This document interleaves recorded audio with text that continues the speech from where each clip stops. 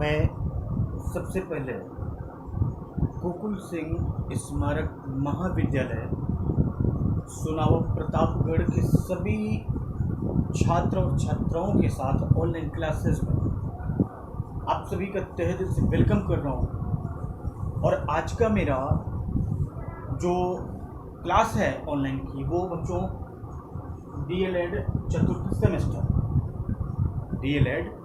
चतुर्थ सेमेस्टर है और डीएलएड फोर्थ सेमेस्टर के जितने भी छात्र और छात्राएं हैं आज का उनका ऑनलाइन क्लासेस का जो सब्जेक्ट है वो है बच्चों सामाजिक अध्ययन। विषय है सामाजिक विषय सोशल स्टडीज, जिसके अंतर्गत हम आप सभी को बच्चों ये पढ़ाने चल रहे हैं। आज का मेरा जो सोशल स्टडीज का पहला लेसन है, जो पहला अध्याय है वो है 1857 का स्वाधीनता संग्राम एवं सुधार आंदोलन। जो याद रखिएगा 1857 का स्वाधीनता संग्राम और सुधार आंदोलन यानी freedom movements of 1857 and reform movements, ये आज आपको पढ़ाएंगे। और इसी के अंतर्गत मैं आपको लिए चल रहा हूँ बच्चों, ध्यान दीजिएगा। 1857 का पहला स्वाधीनता संग्राम यानी फर्स्ट फ्रीडम मूवमेंट इन 1857। मैं आपको बता दूं बच्चों, भारत से अंग्रेजों के शासन को हटाने का पहला संगठित जो प्रयास हुआ था वो 1857 के प्रथम स्वाधीनता संग्राम के रूप में सामने आया था। भारत में ब्रिटिश साम्राज्य की बढ़ती हुई निवेशवादी नीतियों एवं शोषण के विरुद्ध हुए इस संग्राम ने ईस्ट इंडिया कंपनी की नींव को भी हिला करके रख दिया। विभिन्न इतिहासकारों ने, बड़े बड़े विद्वानों ने, बहुत सारे लोगों ने 1857 की इस क्रांति के संबंध में अलग अलग अपने अपने मत एवं विचार प्रस्तुत किए। और कुछ इतिहासकार इसे एक सैनिक विद्रोह मानते हैं, कुछ ऐसे विद्वान हैं जो इसको एक सैनिक विद्रोह मानते हैं, और कुछ विद्वान ऐसे हैं जो इसे ईसाइयों के विरुद्ध हिंदू और मुसलमान का षड्यंत्र मानते हैं। कुछ विद्वान जो अपने ऐसे हैं जिन्होंने अपने अलग अलग राय दिए हैं। उन प्रमुख विद्वानों में मैं आपको लेकर के चल रहा हूँ।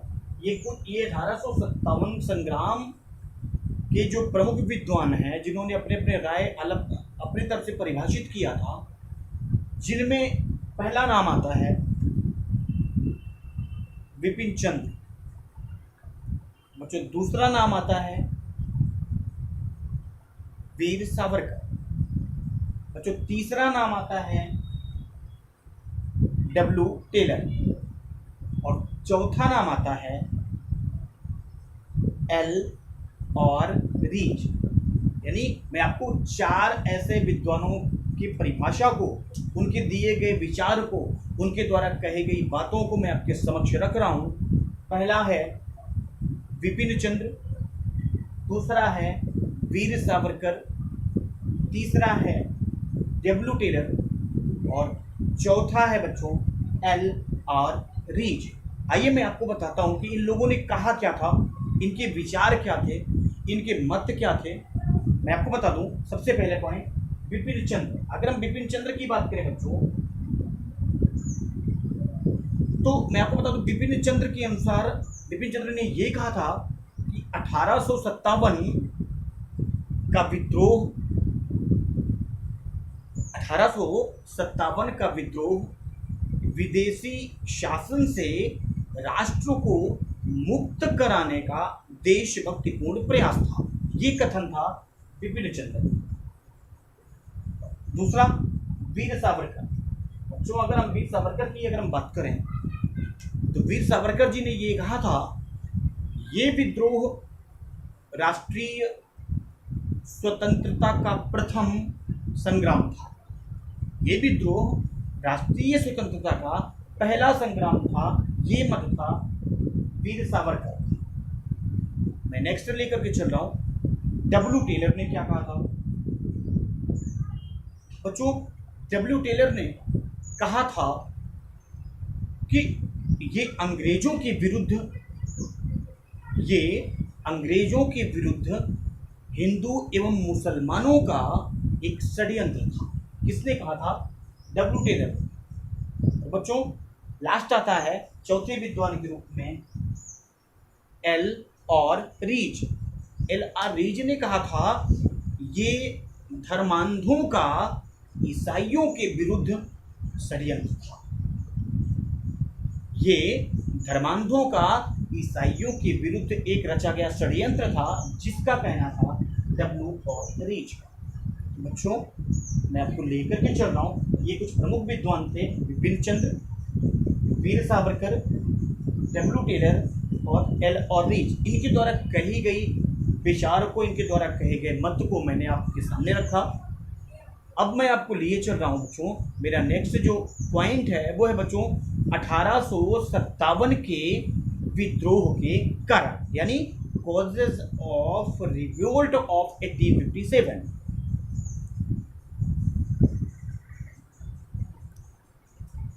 बच्चों मैं आपको लिए चल रहा हूं नेक्स्ट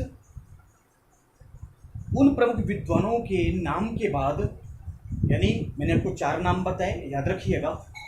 विपिन चंद्र, वीर सावरकर, डब्ल्यू टेलर और एल और रीज।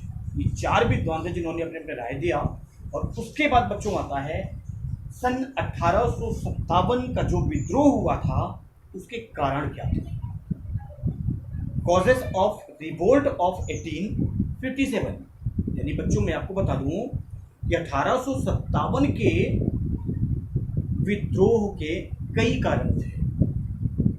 1857 का जो विद्रोह हुआ था उसका बच्चों कई कारण थे, और इन कारणों में राजनीतिक भी है, धार्मिक भी है, सामाजिक भी है, आर्थिक भी है, सैनिक का कारण भी है, और उस समय का तत्कालिक कारण भी शामिल है।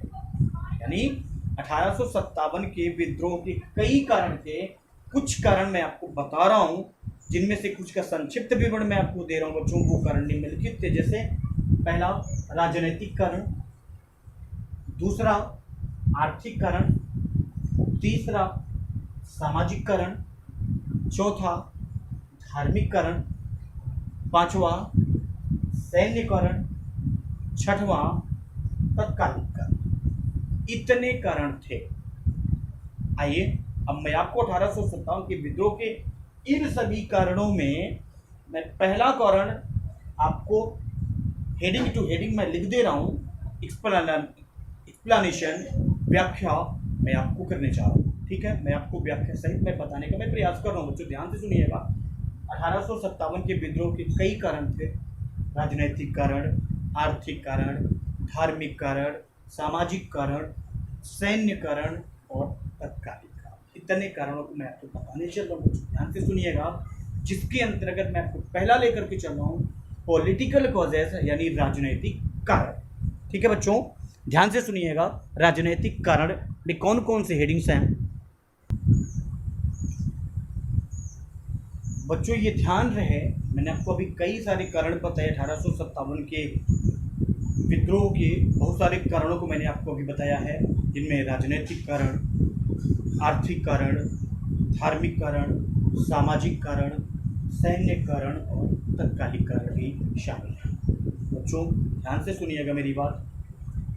राजनीतिक कारण अगर हम पहला उठा करके देखें राजनीतिक कारण, तो उसमें भी बहुत सारे कारण थे। उसमें भी क्या क्या कारण थे? राज्यों को हड़पने की नीति थी, पेंशन और उपाधि की समाप्ति कर दी गई थी, कुशासन के आधार पर अंग्रेजी शासन के प्रति अविश्वास। यानी बच्चों मैं आपको बता रहा हूं, अब हम लेकर के चलें जिसका पहला पॉइंट है राज्यों को हड़पने की नीति। मैं आपको बच्चों मैं बता दूं, लॉर्ड डलहौजी द्वारा बनाई गई इस नीति के अनुसार संतानहीन भारतीय राजाओं पर राज्य का उत्तराधिकारी निषेध तथा गोद निषेध नियम लागू करके उनके राज्यों को हड़प लिया। इसका परिणाम ये हुआ कि देशी राजाओं में अत्यधिक असंतोष व्याप्त हो गया और ये 1857 की क्रांति का एक मुख्य कारण बन गया। ये राज्यों को हड़पने की नीति।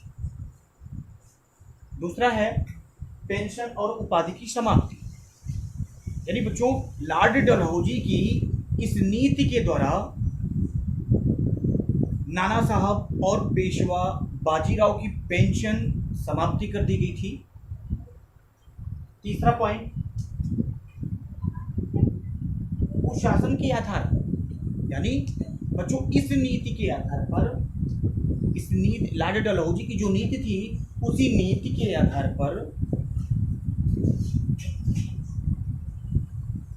लॉर्ड डलहौजी ने कुशासन को आधार बनाकर अवध के नवाब वाजिद अली शाह और हैदराबाद के निजाम के विरुद्ध कार्यवाही करते हुए उनके राज्यों को हड़प लिया। लास्ट पॉइंट है, हेडिंग है अंग्रेजी शासन के प्रति अविश्वास। अंग्रेजी शासन के प्रति अविश्वास। बच्चों मैं आपको बता दूं कि भारतीयों द्वारा अंग्रेज अधिकारी कभी भी विश्वास के पात्र नहीं बन पाए और वे उनके लिए सदैव विदेशी ही बने रहे। बच्चों ये है पहला राजनीतिक कारण, जिसके अंतर्गत मैंने आपको 4 पॉइंट बताया। राज्य को हड़पने की नीति, पेंशन और उपाधि की समाप्ति, कुशासन के आधार पर और अंग्रेजी शासन के प्रति अविश्वास। बच्चों मैं नेक्स्ट लेकर के चल रहा हूँ आर्थिक कारण। ठीक है, इकोनॉमिक कॉजेस।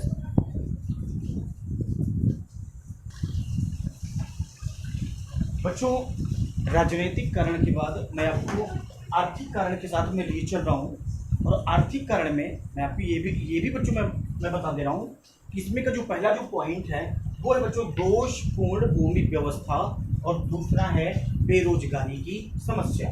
बच्चों मैं आपको बता दूं दोषपूर्ण भूमि व्यवस्था जो है, याद रखिएगा 1857 के स्वतंत्रता संग्राम के आर्थिक कारण भी निम्नलिखित है।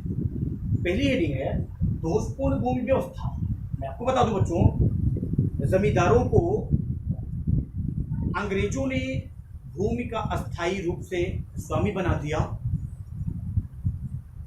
इसके परिणाम स्वरूप ये किसानों से मनमाना भू राजस्व कर ये टैक्स वसूलने लगे।